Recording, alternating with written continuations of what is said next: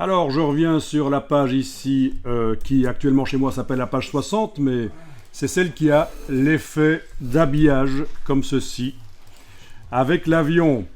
Donc, il s'agit d'une seule image, et pourtant, l'avion repousse le texte, comme vous le voyez. Donc, comment est-ce que c'est fait? Eh bien, on va d'abord aller voir dans la palette des calques sur quel calque ça se trouve. C'est pas dans le calque image flottante, parce que ça, c'est pour les images qu'on place par-dessus le body text. C'est dans image de fond. Il a fallu faire 2 calques d'images pour ce cas de figure-là. Donc, c'est un effet très intéressant, parce que ça prend pas beaucoup de temps, et visuellement, vous avez le fond de l'image qui passe derrière le texte noir. Donc, on va aller verrouiller le calque image flottante, déverrouiller image de fond. On va cliquer sur l'avion ici, double-cliquer pour descendre au niveau de l'image. Voilà, vous voyez le cadre rouge, vous êtes au niveau de l'image. Et si vous bougez, vous allez voir forcément que l'habillage, le texte bouge en fonction de la position de l'avion. Intéressant. Une fois que vous êtes descendu là au niveau de l'image, vous enfoncez la touche suppression et il vous reste le bloc. Ah oui, un bloc qui a de l'habillage, ça c'est pas très sérieux. On va l'enlever par fenêtre, style d'objet, c'est là on va aller enlever l'habillage. Alt, clic sur le 100, voilà. Le texte est bien visible, voilà, derrière. Donc on va aller chercher sur Bing une image. Donc sur Bing, par exemple, j'ai tapé ici Bird in Flight et je tombe sur ces immondes bestioles, non pas celle-là, celle-là. J'ai cliqué sur Afficher l'image, ce qui m'a ouvert dans un nouvel onglet ceci. Clic droit, copier l'image et puis dans Photoshop, faire fichier nouveau et en principe, il aurait dû me proposer presse-papier. Je vais recommencer. Clic droit, copier l'image. Dans Photoshop, il doit normalement me proposer quand je fais fichier nouveau de... Voilà, il l'a proposé là, presse-papier. Ça, je ne sais pas si vous saviez que ça fonctionne comme ça. Toute image que vous copiez dans le presse-papier, donc quand on fait CTRL-C quelque part, Commande-C sur une image, eh bien, dès qu'on crée une nouvelle image dans Photoshop, il propose de faire une image qui a exactement les bonnes dimensions de ce qui se trouve dans le presse-papier. Voilà, créer. Et je colle, et voilà, ça s'y trouve. Donc c'est une manière de transférer les choses.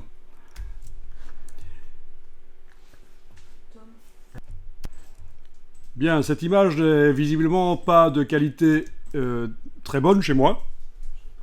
La vôtre peut-être ça va, mais chez moi il y a quand même de la compression JPEG. Est-ce que vous savez comment je pourrais améliorer cette image? Alors cette image qui n'est pas de bonne qualité, vous me dites comment je pourrais l'améliorer éventuellement. Image, taille de l'image. Voilà. On va avoir rééchantillonnage coché. Rééchantillonnage coché. Pour une bonne résolution, mettre 300 de résolution. Ça n'a absolument aucune importance la résolution dans Photoshop. Enlevez-vous ça de la tête, contrairement à ce que plein de gens vous disent. C'est des conneries. Ce qui compte dans Photoshop, c'est la définition. Et donc l'idée, ce serait d'aller ici à conserver les détails 2.0, de mettre ici en pourcent, de mettre par exemple qu'on veut 4 fois plus de pixels dans l'image, 200% en largeur et hauteur, 9 fois plus de pixels, etc. Sauf que ça c'était avant, c'est pas bon. Si vous voulez améliorer une image maintenant, il faut absolument passer par les filtres neuronaux, menu filtre, Neural Filters, vous connaissez pas ça? Ça existe depuis plusieurs années dans Photoshop, c'est avant la version 2024. Hein. Filtre Neural Filters, c'est ce que vous les voyez. Vous les avez dans votre Photoshop 2023? Oui. Ah mais vous êtes avec la 2024 en plus, j'oubliais. Donc vous avez le super zoom qui va peut-être falloir installer. Est-ce qu'il est installé chez vous ou pas? Non. Il faut l'installer, ça fait à peu près 40 mégas, c'est ça? Qu'est-ce qu'il annonce comme taille? Il annonce pas la taille? Non. Non, il a déjà téléchargé. C'est déjà téléchargé chez toi, tu cliques sur... tu enclenches le super zoom, voilà. Okay. Alors, il va falloir absolument faire attention si vous zoomez en utilisant la barre d'espacement, ça a tendance à modifier la valeur qui est ici, c'est ennuyeux. En tout cas, voilà le principe, c'est que nous allons d'abord demander que ça crée un nouveau document, parce qu'en fait, on va multiplier les pixels dans cette image, et l'image ayant peu de pixels, ce ne sera pas suffisant pour contenir le nouveau document. Donc on va faire sortie nouveau document, pas nouveau calque. Ici, vous cliquez sur le nombre, le facteur que vous voulez. Par exemple, je vais essayer 3. Voilà, 3. C'est là qu'il faut vraiment faire gaffe avec la barre d'espacement. Il faut surveiller ici que ça ne modifie pas et que ça reste à 3. Vous avez ici améliorer les détails de l'image, supprimer les artefacts JPEG, je vais certainement cocher ça dans mon cas. Et voilà, dès que le bouton OK devient, mais ne cliquez pas dessus, mais dès qu'il devient accessible, ça veut dire que le calcul s'est fait dans l'image derrière. Est-ce que vous voyez mon image? Ça s'est déjà amélioré. Vous n'avez peut-être pas l'impression, mais quand vous allez comparer avec l'original, vous avez la réduction du bruit, la netteté. Vous voyez, le bouton OK est grisé, mais dès que c'est bon, il devient accessible. Voilà. Améliorer les détails du visage, dans ce cas-ci, je vais peut-être pas le faire. Voilà, je ne vais pas chipoter beaucoup. Est-ce que parfois, bizarrement, quand on choisit zoom 2 fois, ça donne une meilleure qualité que zoom 3 fois. Donc 4 fois plus de pixels, ça donne mieux que 9 fois plus, c'est à voir. Je clique sur OK, ça m'a fait un nouveau document. Si je compare maintenant mon nouveau document avec l'ancien, il faut absolument connaître ça, c'est super génial le super zoom dans Photoshop. Cette nouvelle méthode pour multiplier les pixels dans l'image, ça invente du détail.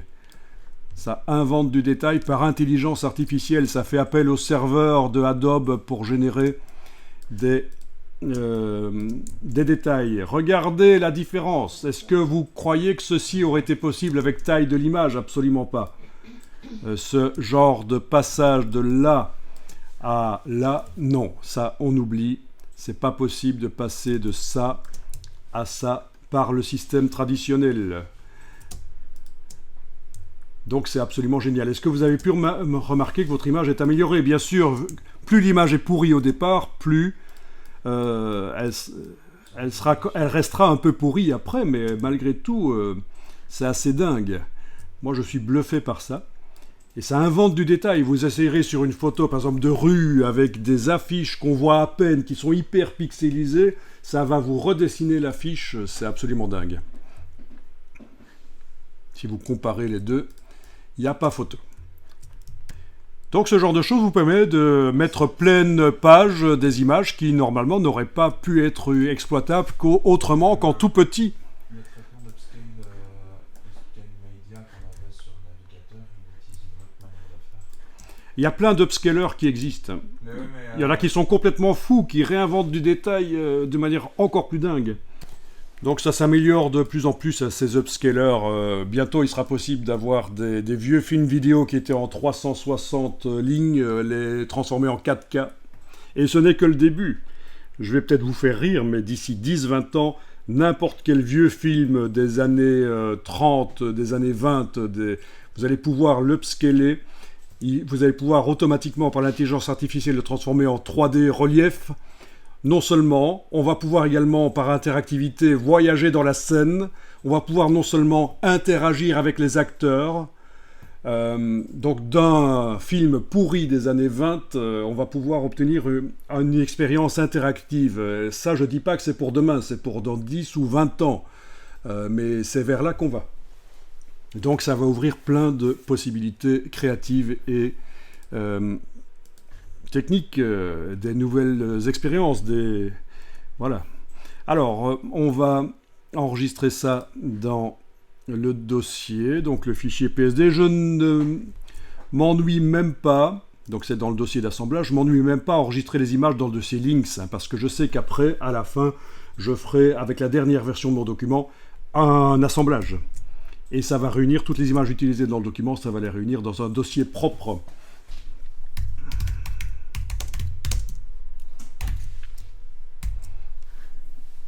Voilà, vous l'enregistrez au format Photoshop. Absolument. Mais de toute façon, il n'y a pas le choix. Si vous avez transféré comme moi par copier-coller direct des navigateurs vers Photoshop, il a dû normalement... Non, même pas. Je parlais de l'autre image, en fait, qui vous a créé un calque. Mais là, en effet, c'est une nouvelle image, puisqu'on a utilisé le super zoom. peut-être qu'il vous passe par la tête à ce moment-ci l'idée, je ne sais pas, tiens, les vieux albums photos avec les images floues des années 60, ça ferait peut-être un beau petit cadeau si on imprimait ça, si on améliorait les photos, qu'on imprimait ça, un cadeau pas cher, quoi. Ah, c'est toujours intéressant. Donc je dis ça, je glisse ça juste ici, hein. Un cadeau à mamie ou quoi, hein, voilà. Bien, alors, vous allez utiliser l'outil de sélection d'objets, parce que je vous rappelle qu'on va faire un habillage dans InDesign, donc on va utiliser l'outil de sélection d'objets qui est là. Sélection d'objets, sélection de sujet, en fait. Vous l'avez ? C'est à côté de la pourrie baguette magique et de l'outil de sélection rapide, donc c'est l'évolution. De plus en plus, on va vers un truc évolué. On va du pire au mieux. Et vous avez ici dans la barre contrôle, vous voyez la barre contrôle ? Sinon, c'est menu fenêtre option dans Photoshop. Fenêtre option. Ils appellent ça la barre d'options, mais en fait, dans InDesign et Illustrator, c'est la barre contrôle. Vous voyez que vous avez la possibilité de le faire en local ou via le cloud. Via le cloud, c'est mieux. Mais on va essayer en local. C'est-à-dire, c'est l'ordinateur qui va calculer et non pas les ordinateurs de Adobe dans le cloud. Vous allez voir que ça marche quand même pas mal. Vous avez déjà testé cet outil ? Ok.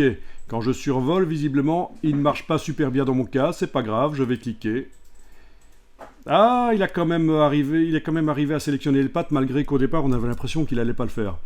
Bon, je vais vous donner une astuce avec cet outil. Si jamais il n'a pas sélectionné assez, vous pouvez éventuellement, avec la touche Shift, la touche majuscule, lui demander de sélectionner un peu plus. Ça peut peut-être marcher. Dans ce cas-ci, ça ne marche pas. Il ne veut pas.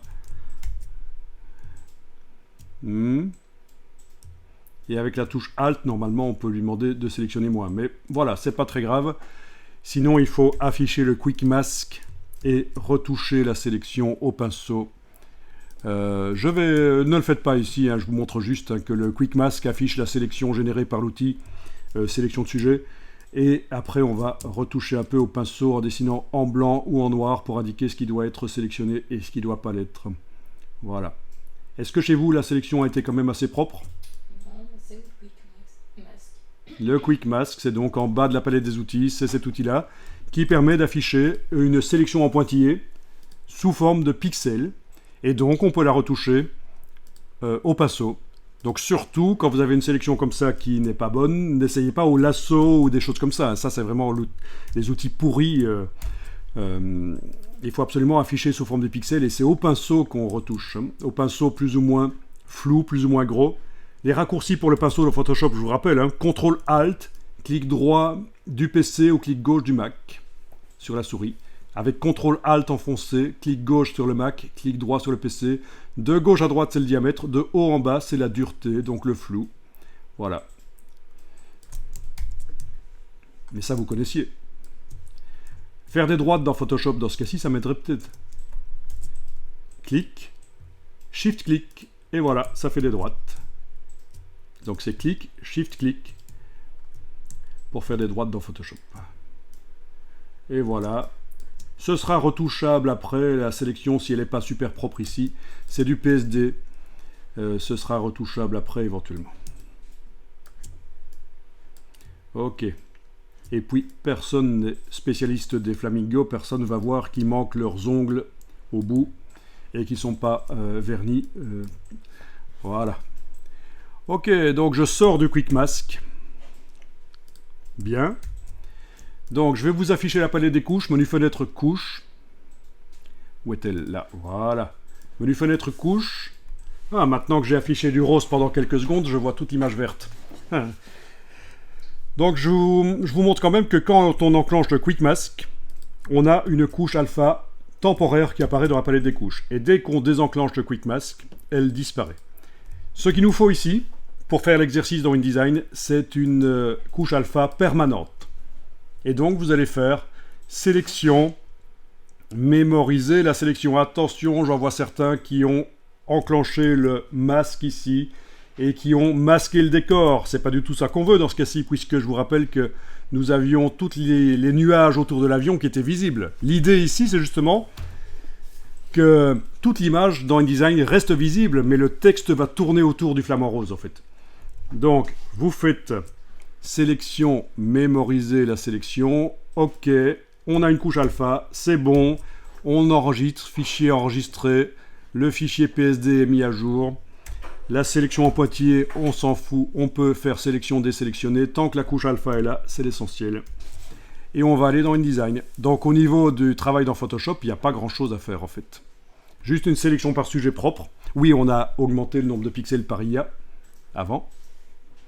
Mais sinon, on est de retour dans InDesign. Vous avez toujours votre bloc vide dans InDesign, là où il y avait l'avion. Je vous rappelle que dans la palette des calques, j'ai dû verrouiller tous les calques sauf l'image de fond. J'ai double-cliqué sur l'image de l'avion. Touche suppression. Il n'y a plus que le bloc qui reste. L'avion est parti. Donc dans InDesign, vous avez retrouvé l'endroit où il y a l'image, le bloc vide, dans lequel on va les remplir avec le flamant rose, par exemple, dans mon cas. Donc votre bloc est sélectionné. Vous faites fichier importer. Et vous allez importer la bonne image au format Photoshop. Voilà, il est là. Parfait. Je vais peut-être faire cliquer là-dessus pour qu'elle remplisse le bloc. Donc c'est l'équivalent de objet, ajustement, remplir le bloc proportionnellement. Vous l'avez sous forme d'icône là. Voilà. Donc il faut aller dans la palette habillage de texte, elle est là. Il faut dire que on a de l'habillage avec la troisième icône ici, habiller la forme de l'objet. Type de couche alpha. Quelle couche alpha? Ben, surtout pas la transparence du calque. Dans ce cas-ci, c'est alpha 1. Et voilà, on a le texte qui est repoussé par cette immonde bestiole. Et on a le décor du flamant rose qui reste visible. Alors bien sûr, on a des choses bizarres ici. Ça, il va falloir que je le redimensionne. Je vais déjà enregistrer ce document tel quel avant d'aller chipoter à ça. Il y a d'autres manières de faire ça, mais celle-là est très simple parce qu'elle utilise la couche alpha qui est dans la palette des couches. Donc, je vais ici, c'est pas la dimension du bloc dans un premier temps que je vais tester, que je vais tenter de redimensionner, c'est l'image à l'intérieur, donc je double-clique et notez que je zoome en arrière parce que l'image est très grande. C'est la ligne rouge qu'on voit là, évidemment. Outil transformation manuelle. Touche Shift quand je modifie la dimension absolument. Voilà.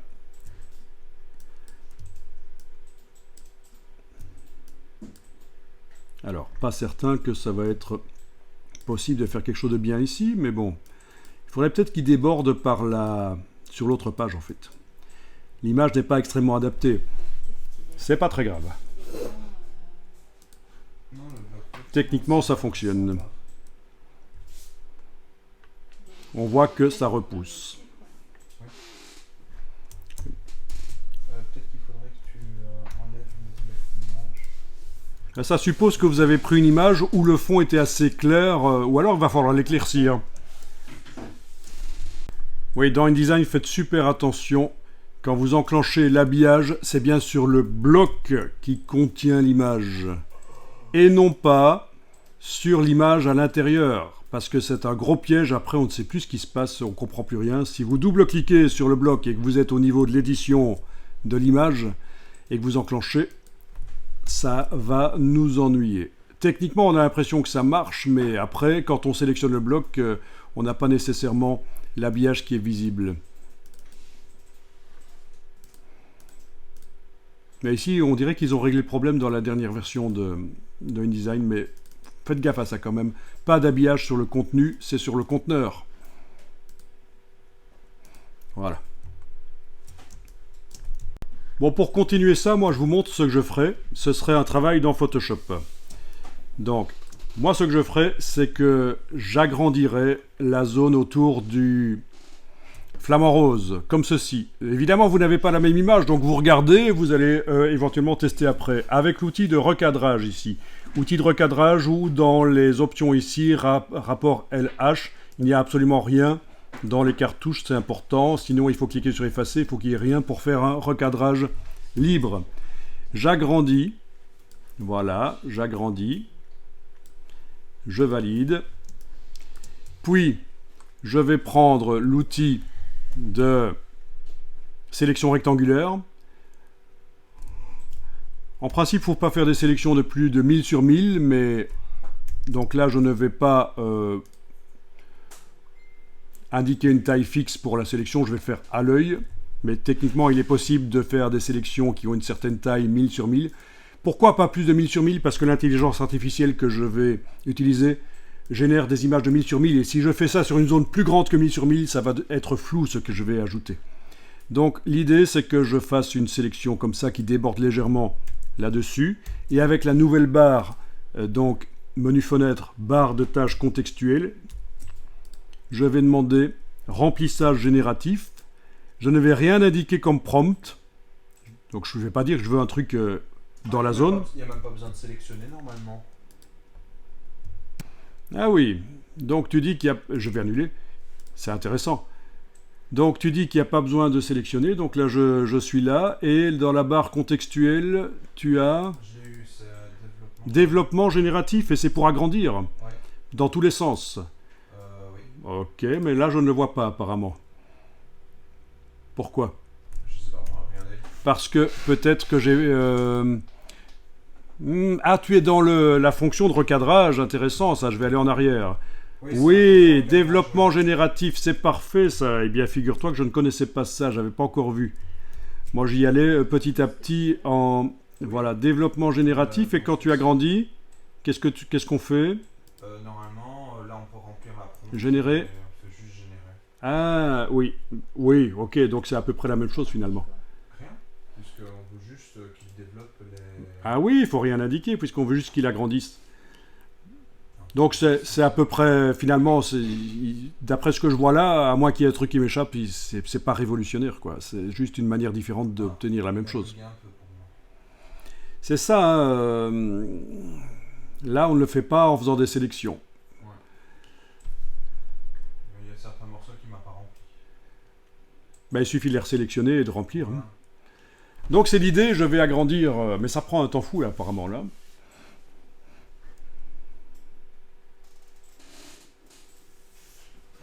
Développement génératif pour le fond, là c'est pas mal, oui quand même.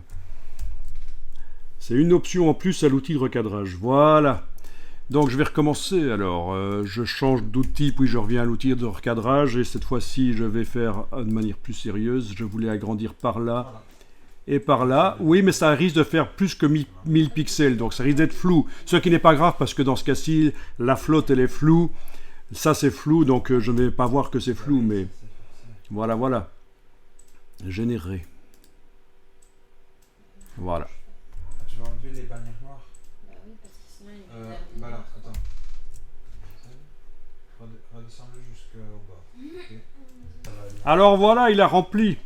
Parfait, je vais encore remplir par le haut, mais bon, vous avez compris le principe.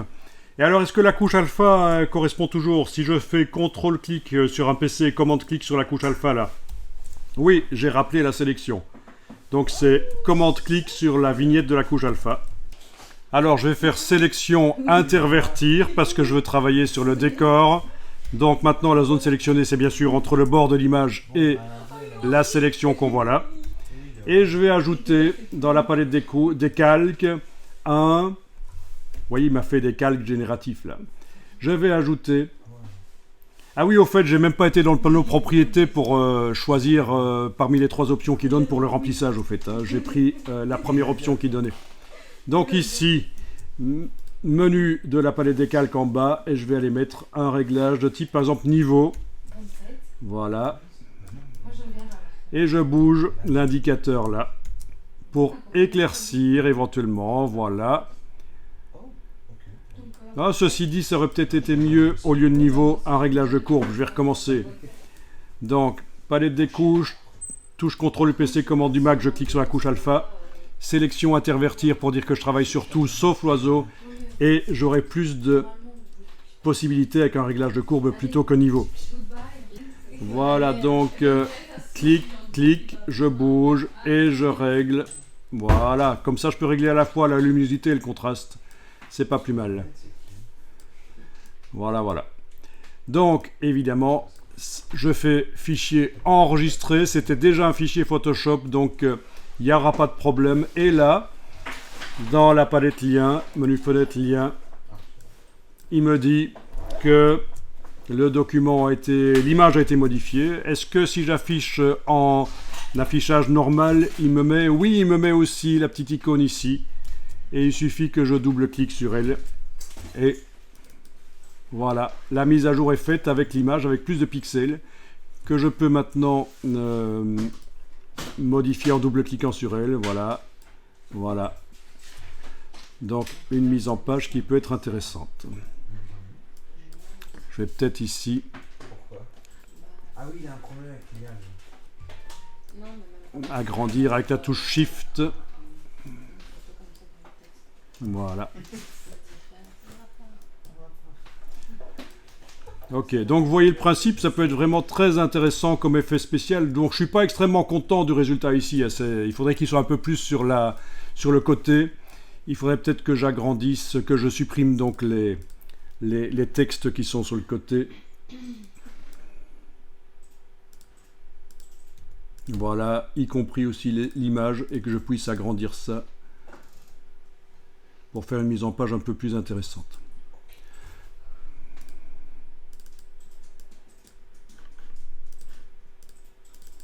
Voilà, il faut que je verrouille les choses parce que là, je commence à double-cliquer sur n'importe quoi. Voilà, bon. Donc il faut faire un effet intéressant visuellement. Voilà.